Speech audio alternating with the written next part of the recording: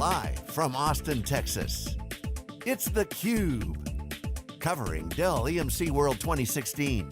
Brought to you by Dell EMC. Now, here are your hosts, Dave Vellante and Stu Miniman.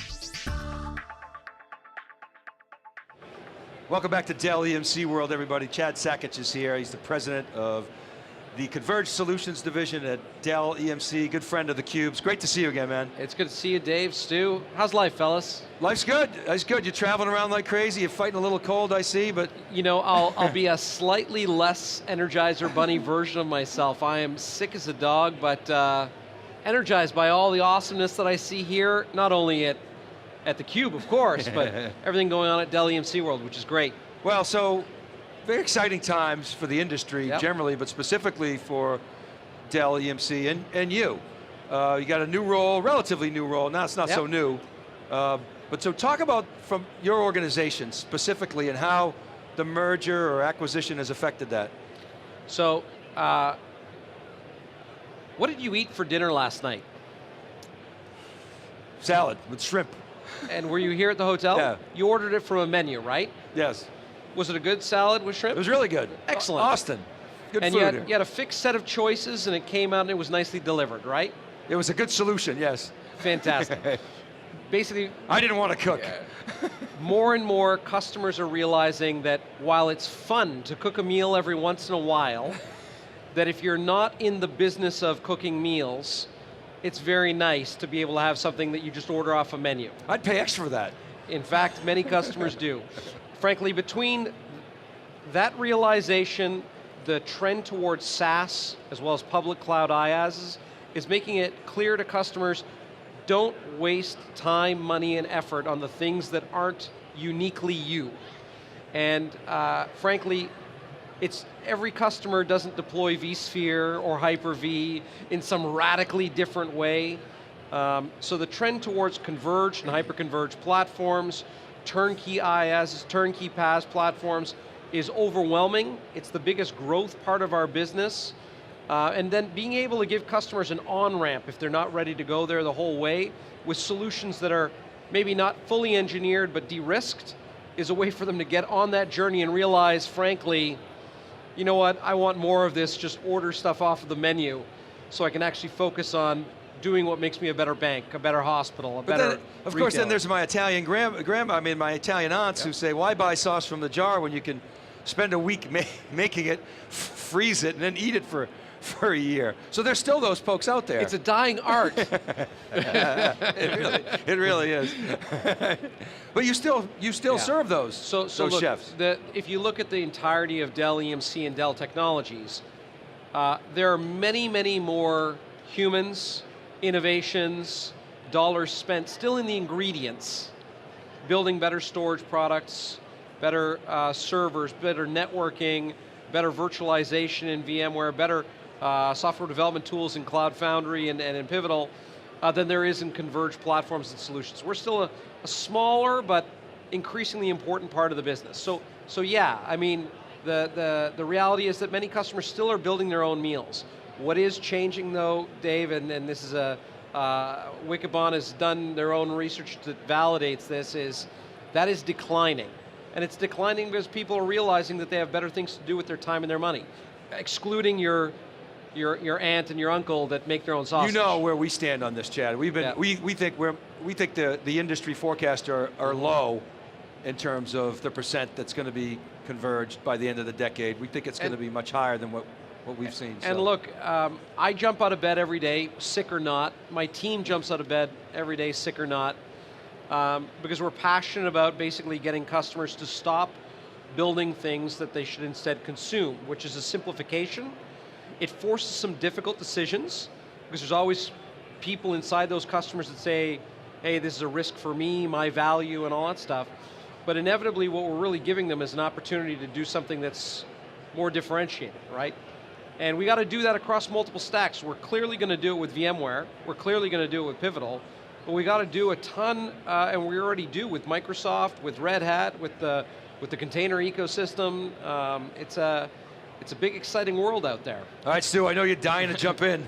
This is your wheelhouse. Yeah, absolutely. So Chad, we know that Michael saw converge and hyperconverge as one of the biggest reasons that Dell and EMC would be better together. Yep. I think what's the thing I heard? The power of two is one of the key messages of the week here.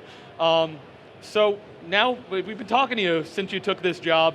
It's there. September 7th came. You're one company. So tell us, what's the power of two? What's good? What have you done? What are you still left to do? So I've been sufficiently public about this that I can tiptoe around an announcement that will come out tomorrow. But look, in HCI, something that is fascinating, and it wasn't really evident to me until we became HCI powerhouse under our own right. VxRail has been wildly successful. We've gone from at the end of Q2, 1,700 nodes, roughly 4 nodes per appliance. Now it's 3,800 nodes at the end of Q3. That's 123% quarter-on-quarter growth. I learned something fascinating, which is that while the value of the offer and what makes up the offer, a lot of it is software. The majority of it is software. Trying to be in that business without a wicked awesome, as they would say in Boston, x86 server supply chain is really, really hard. And again, people are like, I don't get that. Well, when you have customers in Nigeria, in Timbuktu, in Paris, and in Beijing, and they all want to have slightly different variations, and they want to have the latest technology inside those platforms, trying to do that through an arm's length ODM relationship doesn't work. So we've already done a couple of things that are public. We did the Scale.io Ready node.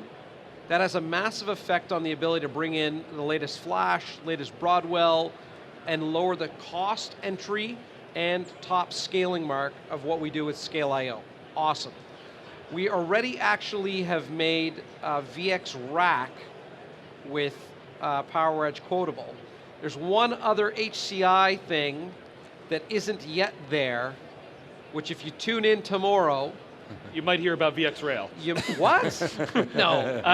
Well, I mean, it's something that starts in a VX and hyperconverge. I don't know what you're talking about, buddy. What's the top selling HCI solution that Dell EMC sells today, Chad? I don't know what you're talking about.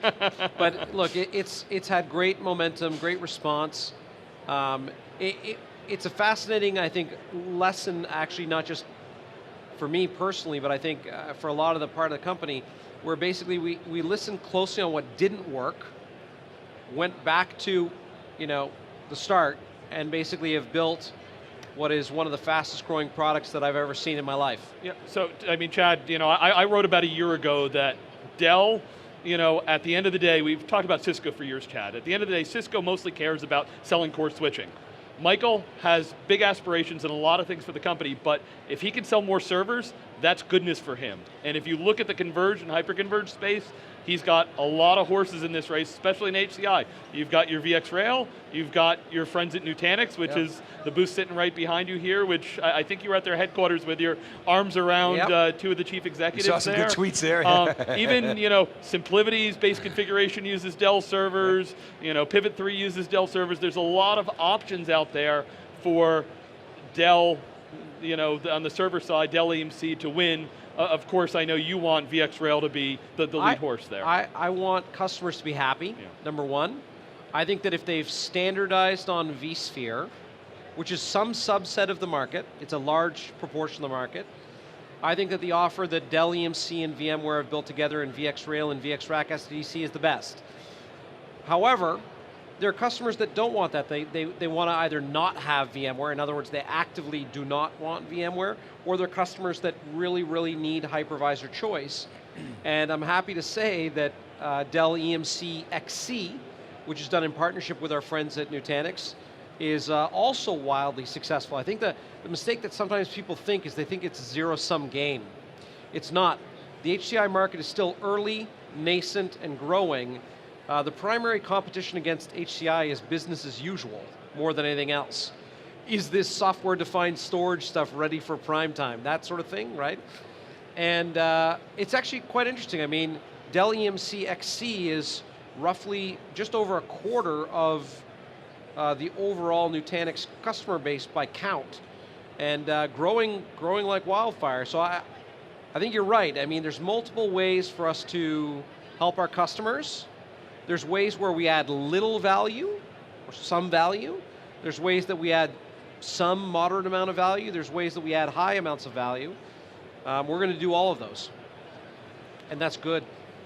Yeah, so that zero-sum game comment is interesting. I mean, at the macro level, the IT business is not quite a zero-sum game, but it's getting there. You got to gain share to grow dramatically. What's your share gain strategy? So you're right, at the macro. If you zoom way, way, way out, the $2.7 trillion of enterprise IT, in all forms, everything, that's actually still growing, right? The portion of it that is shrinking is classic on-premises IT. Classic, right? It's shrinking because workloads are going to SaaS, which means we have to win to the SaaS providers, but that represents a business model challenge because it's a different business model selling to a sales force than to selling to 100,000 people who are deploying ERP. Mm-hmm. It's moving to public clouds and hyperscaled, the hyperscale cloud players. It's moving to people running cloud native apps on those public cloud models. The proportion that is there that is shrinking has got islands of awesome, right? So it's shrinking at about a -2% CAGR, right? And I think it's an interesting time to see. Everyone's got to take strategies on what to do when that is the case. There's a subset of it that is the server market, a subset that's the storage market, a subset that's the networking market. Those are all shrinking, standalone. Within them, there's islands of goodness. All-flash arrays, for example, within the $70 billion storage market is a growth area and a place where we're at about 40% share, which is 10% higher than where we are anywhere else, and higher than the next top three. However, the island of CI is growing at about 20 to 40% CAGR. And the island of HCI, which is still smaller still, is growing at about 150%. In CI, we're already at 50%. In HCI, our aspiration is to be 60 or 70% of the market, right? So as on-premises enterprise business is challenged, there's great opportunities for us to help more customers, gain market share, deliver a more holistic offer, at the same time that we win by selling to the SPs and to the SaaS providers. Well, EMC's always done that well. I mean, a lot of companies, they get into that vortex. EMC's somehow always been able to get the new stuff big enough and growing fast enough to offset the decline in the old stuff.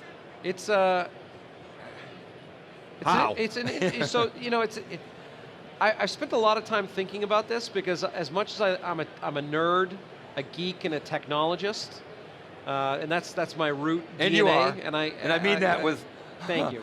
I mean that with love. Nerds of the world unite. As I've continued to basically expand in my career and learn and grow from other human beings, culture is such a potent force, and we're blessed to have a culture which is pragmatic, right? So we don't kid ourselves when we're behind. So there's a hazard when you're a leader that you can delude yourself when things start to go sideways. So the first thing you need to have is a willingness to go, hey, what we're doing isn't working, and a fierce amount of paranoia, where we tend to overreact to potential threats and challenges. Now, sometimes we don't get it right on the first go, but there's been very few times where I think we've been asleep at the wheel. And we're not always first. We try to be, but very rapidly you can see what we've done in the all-flash market. You can see what we're doing in the software-defined market. You can see what we're doing inside the hyper-converged market. We created the converged infrastructure market. And then, it's not just the stuff that you would normally associate with us. Cloud Foundry, would you say it's doing well? And you feel frank, you can answer it however you'd like. In pockets, it's doing very well. Yeah. And it's an emergent space. And right? It's got some big backers. Huge backers. Yeah. Customers dig it. It's great. What people don't realize is Cloud Foundry was born as a small project within VMware. And it went through multiple phases and variations before eventually we rallied a whole company, Pivotal, around it. Right? Right. Chad, Well- interesting point, just to follow up on that. When we talk about cloud, Yep. we used to argue that, I don't want to just take a full hypervisor and throw it in a cloud. That's one of the reasons why VMware created Cloud Foundry. Yet, last week, VMware made an announcement with Amazon to take bare metal servers, put full, hypervisors in there. It seems counter to what we've been talking about on to how I should build a cloud. So I'm curious your reaction. The first time that I talked about it with Raghu and with Ray O'Farrell at VMware, my colleagues, my respected colleagues, I was like, guys, this is a terrible idea. Just being very honest, right? And they were like, Chad, you don't fully understand. I'm like, okay, explain it to me. The first reason I was wrong was that I thought that it was an IaaS on an IaaS, right? In other words, I thought that they were going to take the SDDC and Cloud Foundation stack and deploy it on top of EC2, EBS, and basically creating 2 layers of abstraction, which in essence do a similar function. Doesn't make a lot of sense, just natively. As I got exposed to actually how they were doing it, it started to go, wait a second. Basically, an on-premises infrastructure stack like VxRack, SDDC, and VxRail has got a certain economic strength and weakness. Like if I've made it super easy for a customer to acquire a VxRail, they can have it, they can order it and it'll be there in 7 days. And then the process of installing it takes minutes. And if they wanted to add more, they could easily add more. That is pretty darn elastic relative to traditional infrastructure. However, it's even more elastic if you say, it's already out there and I can go and I can just deploy it inside an infrastructure which is sitting there in the public cloud. And the reality of it is that in that sense, what they've done with AWS and SoftLayer, they are emulating hardware, right? So it's completely natural for VMware in the same way that they sit on top of servers and networks and storage thingamabobs, that they sit on top of servers, networks, and storage thingamabobs that are not on premises. And the sweet spot for those are going to be the workloads that literally are so elastic that you can't wait for me to ship you a VxRail, right? However, there's truckloads of workloads that are not that elastic. And I think the answer to get them as easy, as fundamentally transformational to operate is converged and hyper-converged infrastructure on-prem. I think that's where the world that's where the puck is going, as a Canadian would say. Yeah, and your description makes a lot of sense to me, the way you just described that. I still think, I don't know what you think about this, Stu and Chad, it also makes sense to take that cloud stack and put it on-prem, on a hyper-converged infrastructure. So what Azure Stack is doing is smart. And we do that today with VxRack, SDDC, Right. and EHC. Right. We do it with Cloud Foundry with NHC. I can tell you, I'm very excited to take the great stuff that Dell has been doing Sure. with Microsoft. So the precursor to the Microsoft Azure Stack was CPS. Doing great, we've got customers. There's more customers with Dell and Microsoft doing that today than anyone else. You can bet your bottom dollar that we are going to lean in heavily into MAS together with Microsoft. If it's not a zero-sum game, that's a game you want to play.